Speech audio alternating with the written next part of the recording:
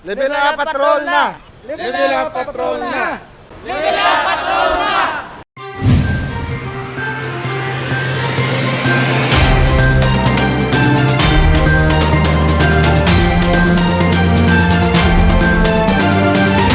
Simulation exercise ang COVID-19 vaccine ang ginpatigayon inibilang pagpanghanda sa tion magsugod na ang vaccination program sang Iloilo City Government. Ginbuksan ng gym sang Ateneo de Iloilo para sa simulation exercise sang COVID-19 vaccination program. Ang mga gimbakunahan, mga personnel sang Public Safety, Transportation and Management Office kag General Services Office. Ang proseso magpila sa gwa sang gym. Sa sulod, may registration area, waiting kag counseling kag screening. Matapos mabakunahan, may monitoring area sa diin ginapapahuway kag ginaobserbahan ang mga ginbakunahan. Sa simulation exercise, bakuna batok sa pneumonia ang gingamit. Isa sa mga nagpabakuna ang personnel sang Traffic Management Division nga si Yaser Burka. So paas na do wala mo ko sa mga ginabatyag. Subo mo lang ni medyo namgamay lang gid ang akon nga ginbakunan. Masami sa dalan si Yaser bangod sang iya trabaho sa PSTMO. Gani sa tion magsugod dagidman ang COVID-19 vaccination, luyag man sini mabakunahan. Para lang gid sa pag mapabakuna lang gid ko para makiti sa amon dan sa balay. Duwa ka senior dante na nakistatay ko senior nati. Para hindi man sa malat dante mapabakasin na lang ako. Nagpabakuna man ang Special Services Division personnel nga si Jocelyn Tolentino. Sa tion nga COVID-19 vaccine na ang ibakuna sa iya. Kinanglan gid nga magpa-inject, mapa-inject man ko eh. Di kay para man nagyapon sa aton daw kun baga daw bakuna bala nga ginatawag bala proteksyon man gyapon sa mga balatian. Kapin isa ka gatos ka empleyado sang syudad ang ginbakunahan sa simulation. Ini ang ginsaksihan ni Mayor Jerry Treñas. Ini ikaduha na nga simulation exercise na ginpatigayon sang Iloilo City Government bilang pagpanghanda sa tion mag-abot na ang COVID-19 vaccine. Ang lantaw ko subong daw madasig, no? Ginamangkot ko sila kung pila ka minutes daw, gadlagan lang ta 10 minutes. Ang importante lang siguro may pre-registration sang aton nga QR code. Kaya kung makitaan ninyo kung pre-registered ka na sa QR code, kag may QR code ka na, i-suok na lang imo QR code, magwa ng tanan mong detalye. Pero kung ay ka sang pre-registration sa QR code, madugayan ka pa sa registration area. Kay tikpaan kagid sa mga imong detalye. Amo na nga gintan-aw naton kung pre-register na mga 10 minutes wa ka na. Sa subong may pre-registration nga ginapatigayon sa kada barangay, kinabuligan ini sang sangguniang kabataan. Ginaistoryahan subong sang lokal nga panguluhan kung kinahanglan magbutang sang pre-registration area sa mga malls agod mas mapadasig ini. Sa mga pribado nga kompanya, pwede nga tanan nga empleyado hatagan lang sang detalye para isa na lang ka pre-registration. Samtang yara man sa plano nga himuon vaccination centers ang tanan nga mga ospital sa syudad.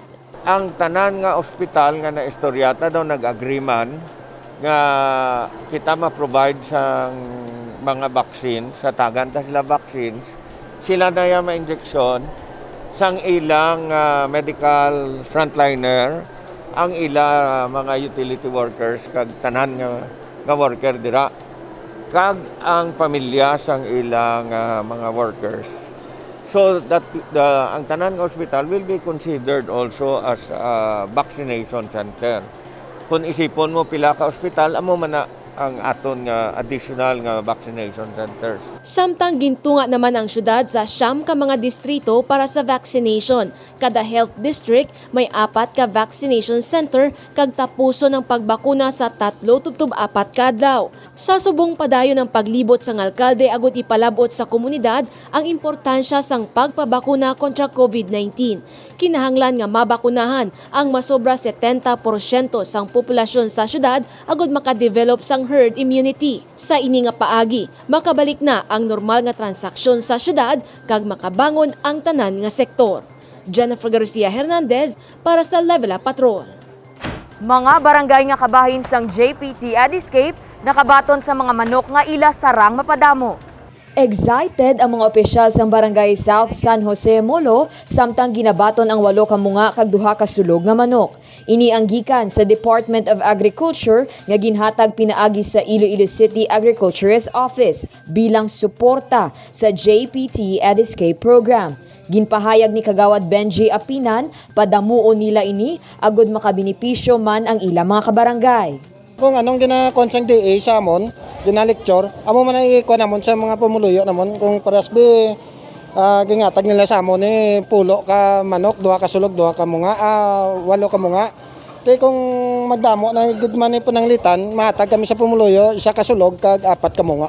Tapos balikan kami nila sang ilang sagot. Tapos sila naman din pa-improve sang manok sa kaiping pagid nila kung gusto magsagot. Antes ginatagan sang mga manok, ginpaidalom sa training ang mga tiglawas sang 15 ka barangay kag diri gintudloan sila sang urban farming. Nagapasalamat gid ang barangay namon kay isa kami sang recipient sang programa sang aton nga City Agriculturist.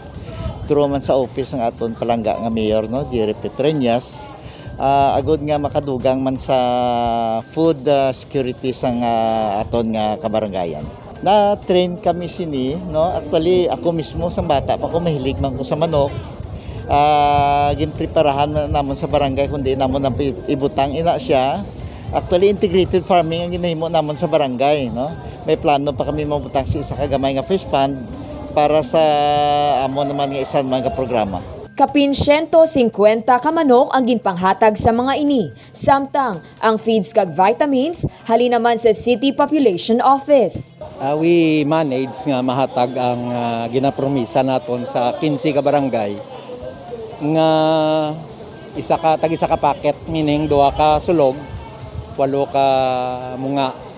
Nga mo na siya mga kompleto sang aton bid o kon paglagas sang GPT EdEscapes. Sila niya nga kategory integrated gardens, meaning may vegetables, may fruit trees, may poultry, kag may fish.